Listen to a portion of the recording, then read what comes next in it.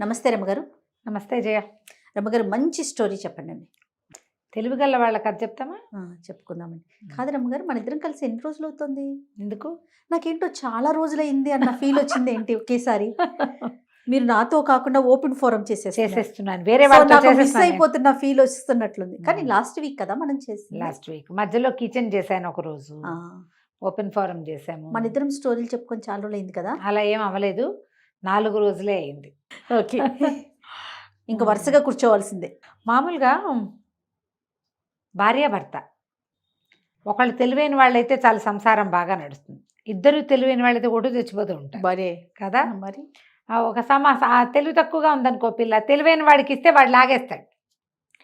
పిల్లాడు సామాన్యంగా ఉన్నాడు అనుకో, తెలివిగల పిల్లని ఒక దాన్ని కాలిపొడుగు దాన్ని చూసి కట్టేస్తే అదే మేనేజ్ చేసుకుంటాడు. ఇదివరకు అట్లా చెప్పుకునే వాళ్ళు ఇప్పుడు ఎట్లా ఉంది, అవతల వాడు తెలివి తక్కువ వాడని వీడు నాకు వద్దని, తెలివి తక్కువ పెద్దమ్మాయి దీంతో నేను ఉండనని ఇట్లా కొట్టు చచ్చిపోతున్నాను. అవును కదా. కాకపోతే దాని తెలివి తక్కువతనం వల్ల మన జీవితం హాయిగా ఉందని అనిపించదు. ఏదో సందర్భంలో ఆ అమ్మాయి తెలివి తక్కువ ప్రూవ్ అయిపోయింది అనుకో, లేదా వాడి తెలివి తక్కువ అబ్బాయి తెలివి తక్కువ ప్రూవ్ అయిందనుకో, ఫ్రెండ్స్లో అవమానంగా ఉందని అలాంటి భావాలతో బాధపడుతున్నారు. ఇప్పుడు ఎంతసేపు జనాల్ని ప్లీజ్ చేయటం పట్లే ఉంటున్నారు. అంటే భార్యకేమో భర్త తెలివిగా ఉండాలి, భర్తకేమో భార్య ఇంకా తెలివిగా ఉండాలి, అట్లా కోరుకుంటున్నారంటారా? కోరుకుంటున్నారు. కొట్టు చచ్చిపోతున్నారు. అందుకేగా అతన్ని మించిన వాడు ఆచంట మల్లన్నని, ఒకళ్ళని మించిన వాళ్ళు ఒకళ్ళు అయ్యి చివరి కొట్టు చచ్చి నువ్వు ఏకంటే నేను మేకని, ఎతంటే ప్రతని చివరి కొట్టుకుంటున్నారు. అలాంటి ఒక అది చెప్తాం. పూర్వం ఒక ఊళ్ళో ఓ భూషయ్య అని ఒక రైతు ఉండేవాడు. ఆయనకి లేక లేక ఒక కొడుకు ఉన్నాడు. ఈ చుట్టాల్లో చాలామంది తెలివిగల మగపిల్లల్ని చూసేవాడు ఆయన. ఈ భూషయ్య గారు కూడా చాలా తెలివైనవాడు. ఆయనకి ఏమనిపించేది, పిల్లాన్ని తెలివిగా పెంచాలి. ఎట్లా పెంచుతాం, వాడికి ఉండాలి కొంత, అంతేగాని ఆయన ఇలా భావించేవాడు. పిల్లాన్ని అల్లారు ముద్దగా ఎంతో చక్కగా బుద్ధిమంతుడిగా పెంచారు. బుద్ధి అయితే ఉంది, కానీ రోజులు గడుస్తూ ఉన్న కొద్దికి పిల్లాడంత తెలివిగా లేడు వీడు అని ఆయనకి తెలియటం మొదలుపెట్టింది. తెలుస్తోంది తండ్రికి. హఠాట ఏదో 20 ఏళ్ళు వచ్చేసింది.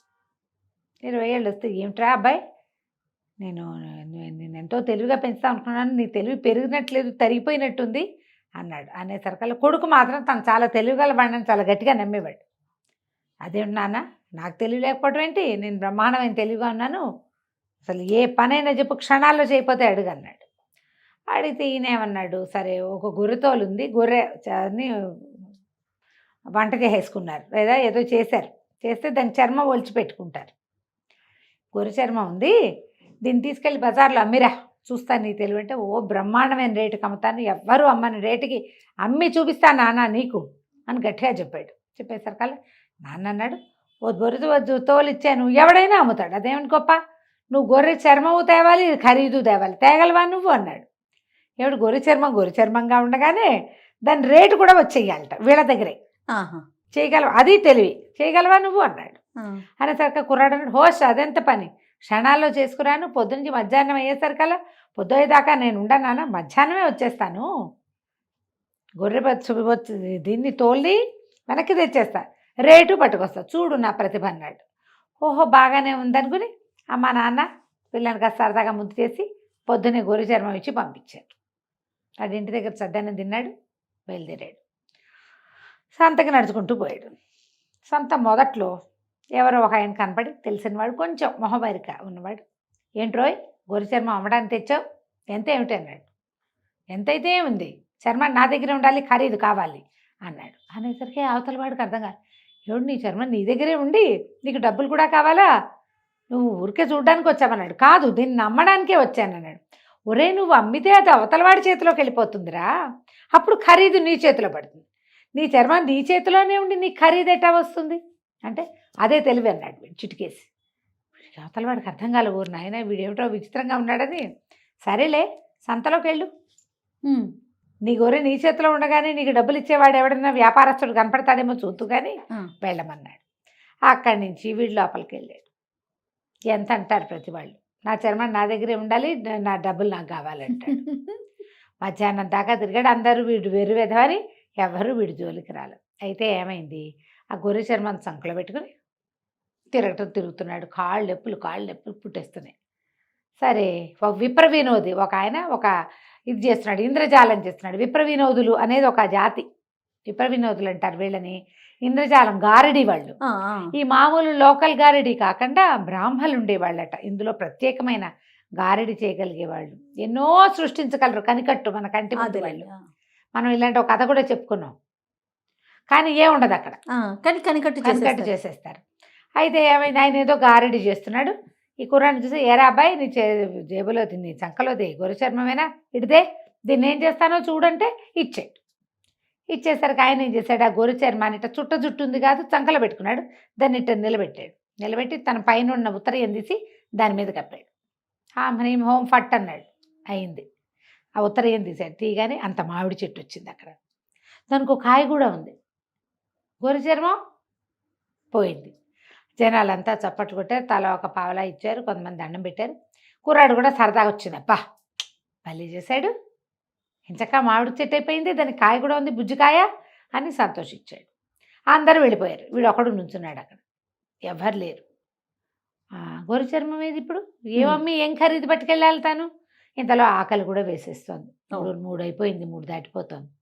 ఆకలి ఇస్తుంది, ఏం చేయను. అటు ఇటు చూసి ఆ విపర్ వినోద్ కూడా మాయమైపోయాడు. ఇప్పుడు ఆయన అక్కడ ఉంటే, ఏమండి నా గొర్రె చర్మం నాకు ఇప్పించండి అని అడగచ్చు. ఆయన లేకపోతే వీడెవడిని అడుగుతాడు. ఇక అటు ఇటు చూశాడు, దిక్కులు చూశాడు, ఏ పక్కకు చూసినా అతను కనపడలే. సరే ఆకలి ప్రాణం పోతుంది.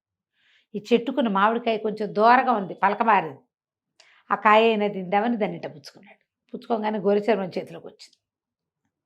వీడు ముట్టుకునేసరికి మారిపోయింది. ముట్టుకోకముందే కనికట్టు, ముట్టుకుంటే ఏముండదు.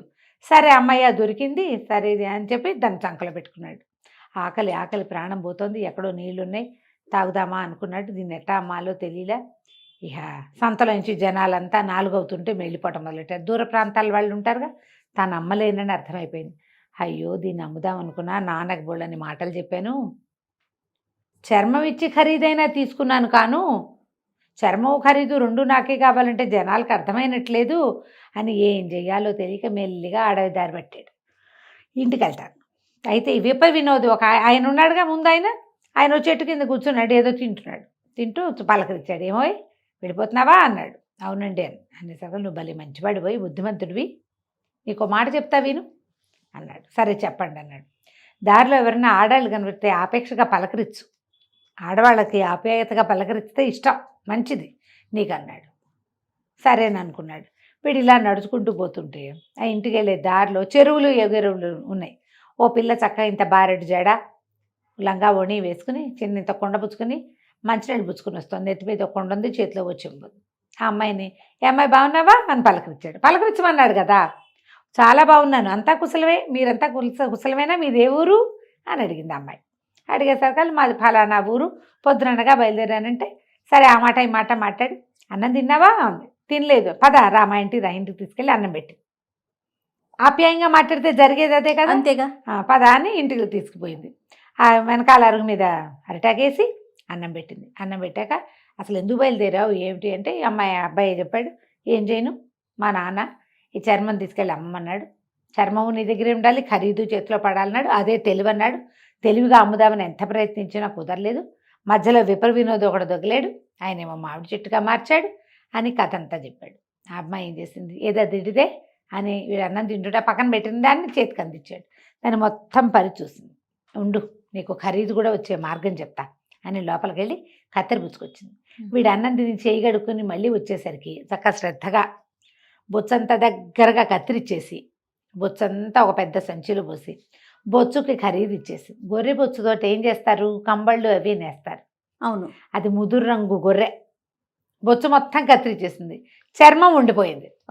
నీకు అర్థమైందా, చర్మం మీద ఉంటుంది బొచ్చు, క్లోజ్ గా కత్తిరించేది. అలాగే కదా గొర్రెలకి షేవింగ్ చేసి కంబళ్ళు ఉన్ని చేస్తారు, ఊళ్ళు తీస్తారు కదా వాటి నుంచి, స్వెటర్లకి వాటికి. ఆ ఊళ్ళలో ఏముంది, కంబళ్ళు నేసేవాళ్ళు, దాంతో దారం చేసి మొత్తం చేసింది. అక్కడి నుంచి ఉన్ని రేట్ ఇచ్చేసింది. ఈ చర్మం చుట్టి చంకలు పెట్టి పట్టుకెళ్ళి మీ ఇంటికి అని. ఆశ్చర్యపడి, ఊరిని డబ్బులు వచ్చేసాయి, అంతే, చర్మం చంకలో ఉంది. నడుచుకుంటూ ఇంటికి వెళ్ళాడు. ఇంటికెళ్ళి, నాన్న ఇదిగో గొర్రె ఖరీదు, గొర్రె చర్మం ఖరీదు, ఇదిగో నీ చర్మం అన్నాడు. నాన్న ఆశ్చర్యపడు, ఊరిని భలేగా అమ్మావురా, నిజం చెప్పు, ఎవరు చెప్పారు నీకు అన్నాడు. అనగానే వీడు చెప్పాడు, అలా చెరువు వచ్చే దారిలో ఒక చెరువు ఉంది కదా, చెరువు దగ్గర ఒక పిల్ల ఉంది, వాళ్ళది పాత బావి దగ్గర ఇల్లు. వాళ్ళ ఇంటికి వెళ్ళా, ఆ అమ్మాయి ఈ ఐడియా చెప్పింది, బొచ్చంతా గతిరిచ్చేసింది, మరి బొచ్చు రేట్ ఇచ్చేసింది. వాళ్ళేమో దాన్ని గొర్రెబొచ్చుతోటి కంబళ్ళు నేయిస్తట వాళ్ళ నాన్న. అనగానే ఈయన అన్నాడు, ఒరే ఆ పిల్లని పెళ్లి చేసుకోరా, నువ్వు నీకు 20 ఏళ్ళు వచ్చి ఎలాగో పెళ్లి చేస్తావు, నువ్వు తెలివి తక్కువ పడివి కానీ చెప్పిన మాట వింటావు. అదే కదా.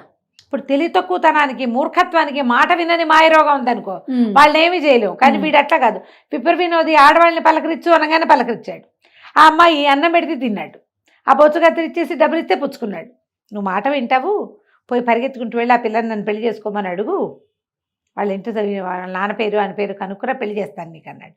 వీడాకి అంతే, ఇక ఆ డబ్బులు నాన్న చేతిలో పెట్టి ఒకటే పరుగు ఆ ఊరు పరిగెత్తుకుంటూ వెళ్ళిపోయి ఆ పిల్లని అడిగాడు, నన్ను పెళ్లి చేసుకుంటావా అని. సరే ఈ లోపల వాళ్ళ నాన్న వచ్చి, ఎవరు అబ్బాయి నాయనా ఏమిటి అన్నీ కనుక్కుని, అట్లాగే అని మా పిల్లని నీకు ఇస్తామన్నాడు. చక్కగా ఆ పిల్ల వీడు పెళ్లి చేసుకుని వీళ్ళ ఇంటికి వచ్చేసింది. ఆ తర్వాత వీడు పై పనులన్నీ చేసేవాడు, తెలివిగల ఐడియాలన్నీ పెళ్ళామే వేసేది. చక్కగా సుఖంగా ఉన్నాడు కథ కంచికి మనం ఇంటికి. సో ఇక్కడ తెలివితేటలు ఒకళ్ళవే వాళ్ళ ఇంట్లో, ఒక్కళ్ళకున్నా చాలు. అంతే కదా రమ్మగారు, సంసారం వెళ్ళిపోతుంది కదా. వెళ్ళిపోతుంది. రెండో వాళ్ళు తెలివైన వాళ్ళ మాట వింటే సరిపోతుంది, ఫాలో అవ్వాలి. రైట్. బాగుంది రమ్మగారు, నమస్తే. నమస్తే.